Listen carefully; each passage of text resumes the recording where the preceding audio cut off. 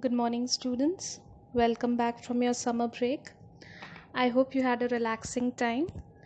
Now, there is an announcement for you. From now on, you'll be having classes every day of the week. That is, for each subject, the major ones especially, whether it's economics, political science, or history, you'll be having classes every day of the week, 6 days. So, be mentally prepared for it. We are gearing up now.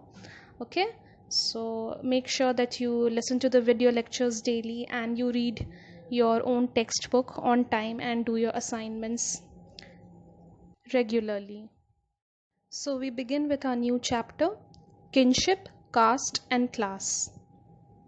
Now the area of our study has basically been ancient India, that is the period from 600 BCE, the Mahajanpad era, till 600 CE, that is end of Gupta era. So what we have already discussed in the last chapter is the political life as well as the economic life which prevailed during this period.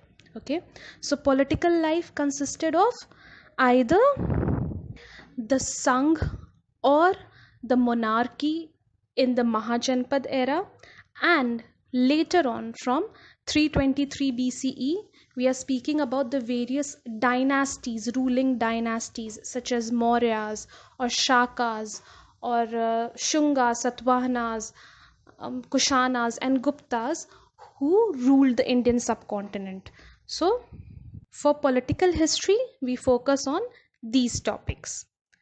Next, we look at economic history. Okay, for that also, what did we study? We study about the agricultural practices which were undertaken. Okay, agriculture is the backbone for Indian economy or for any economy for that matter. If it needs to sustain itself, agriculture is the most vital thing that is needed. Apart from agriculture, what else we had? We had crafts work, okay, and trade and commerce that thrived or flourished during that time period. So we have political history on one side, we have economic history on the other side. For this chapter we'll be focusing on the social history of that period, okay, of the ancient India. Let us now look into the topics or issues that we'll be dealing with in order to reconstruct the social history of ancient India. Okay, so the topics are kinship, caste, class, and finally gender. Only when we know about these topics, we'll be able to know more clearly about the society which prevailed during that time. Now, do keep in mind that whether it was economic life or political life or social life, all these three were not kept in isolation. These three were always interacting with each other. Okay, so एक का influence दूसरे पर पड़ता था. For example, suppose a king wanted to expand his revenue sources by including even the forest within agricultural domain. So obviously the decision is being taken by a political master with an economic motive. It would transform the economic life of people, but it will be affecting or impacting on the social life of people who will be affected. So who are the people who are going to be affected? Obviously the ones living in the forest or the forest dwellers. So if you're encroaching on their land, it is their life that will be affected. Okay, their lifestyle will undergo a change. Either they'll have to surrender to the king and go deeper into the forest, or they might have to change their lifestyle and adopt agriculture. So this shows how a political decision with an economic motive can change the structure of society. Okay, and in this in which society or which societal unit are we talking about? The forest dwellers. Then again, in the previous chapter we spoke about how strategies for increasing agricultural production which had an economic motive, led to creation of sharp economic differences, which was visible when new landed elites were found in a rural society. So, all these examples are pointing out to the fact that whether it was the social life or the economic life or the political life, all of them were constantly interacting with each other and influencing each other. There was no isolation, there was nothing static. Okay. So, what are the sources which historians read in order to understand about the society which prevailed during the ancient India? The first one are the textual source. Okay, in the textual source we can find different categories. Some texts, okay, they are dedicated to tell about the prescribed norms or rules of appropriate social behavior. So each societal unit, okay, whether it was gender, that is if there were females or the males within the society, they had been given or they were accorded their own roles to play. They had their own roles to play for smooth functioning of family.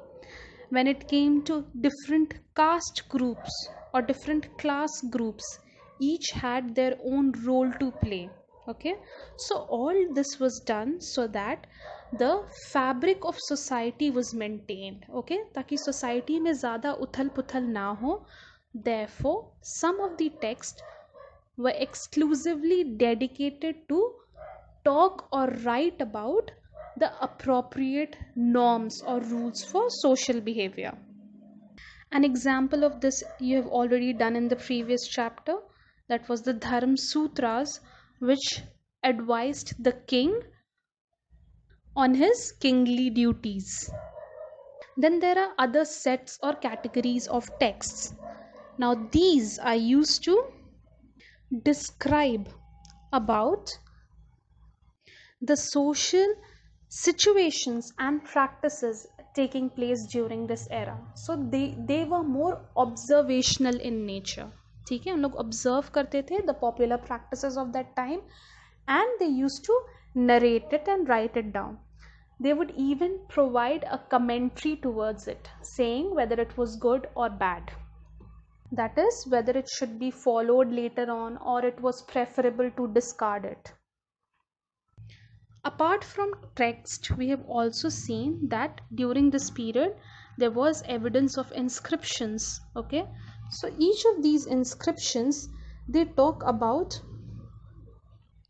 who was playing what role. Okay, for example, if you look into the inscription of Prabhavati Gupta, we get an idea of who was the donor of the land, that was the ruling elite. Who was the donee?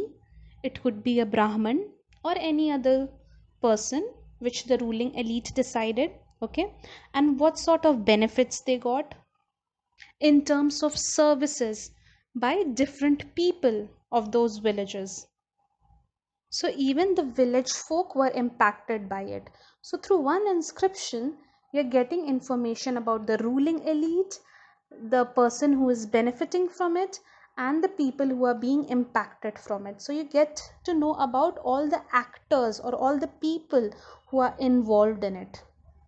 While reading these textual material or inscriptions, a historian needs to be very cautious. Okay, he needs to understand that these written material are basically from the perspective of the person who is either writing it or who has commissioned it.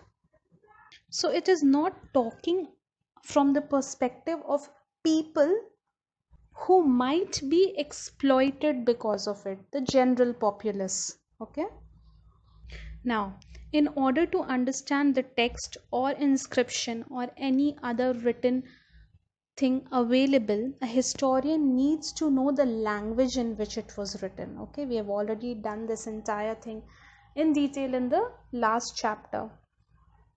of how deciphering script became of prime importance if a historian wanted to know more about that time period. Okay, so it is very important to know the language in which that particular text or inscription was written.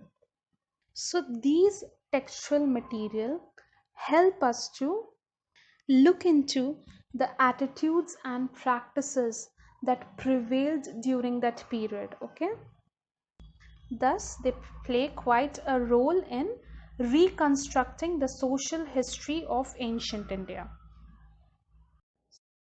So while trying to reconstruct the social history of that period, we'll be particularly focusing on the colossal epic of India, Mahabharat. Now, as someone has rightly pointed out, that an Indian, a person residing in India, is never reading Mahabharat for the first time. He or she is always introduced to it much before in one form or the other. One is always aware about the story, the central theme or the story of Mahabharat. Okay, so the central theme, I'm sure you are all aware of, is a story about the two warring cousins, the Kauravas and the Pandavas, and how one of them eventually emerged victorious in the Mahabharat war, that is the Pandavas. Okay, now you have to keep in mind for this chapter, when we are talking about Mahabharat, you will keep your religious affiliations aside. Okay, whatever you know about Mahabharat, okay, whatever your religious beliefs are, like you might have believed, or you might still believe, that it was written by Ved Vyas. Okay, it was spoken by Ved Vyas and written by Ganesh. Okay, so all these details you have to keep it aside, and you will be studying Mahabharat from a very historical point of view. So history mein what evidence we have for Mahabharat, we'll be looking into that rather than going to the theological part of it. So, from the historical point of view, it is known that Mahabharat was composed. Okay, again, I'm stressing on the word composed. That means we are not talking about the time when it was committed to writing, rather, we are talking about the time period when the shlokas were composed orally by smriti or shruti, या तो याद करके from one generation to another, या बोल करके from one generation to another. So this colossal epic has more than 1 lakh verses or shlokas written in Sanskrit, and it was written over a period of 1000 years. Okay, from 500 BCE till the Gupta era. This does not mean that this entire central story or theme or the event that happened in Mahabharat actually happened during this period. It might have happened earlier too, as some of the stories within Mahabharat, it's a huge epic, keep that in your mind. It has a lot of stories incorporated in it apart from the central story of Pandavas and Kauravas. So the other stories that have been incorporated in Mahabharat might have been composed or might have been in circulation much before the time when Mahabharat was actually composed. So they might have been inserted or added on in Mahabharat later on. So why is this colossal epic or mammoth epic so important for us from historical point of view? Because it lays down or it prescribes the rules of social behavior. Just social behavior का बात हम लोग पहले किए. Okay, we spoke about how important it is to maintain the fabric of society, कुछ उथल पुथल ना हो इसलिए. So those very norms or rules of social behavior are written in Mahabharat. Okay, and how are these, how are they written? They are usually written in the form of dialogues. When one character is interacting with another character, it is through these dialogues that they are talking about what ought to be done or what not to be done in a particular scenario.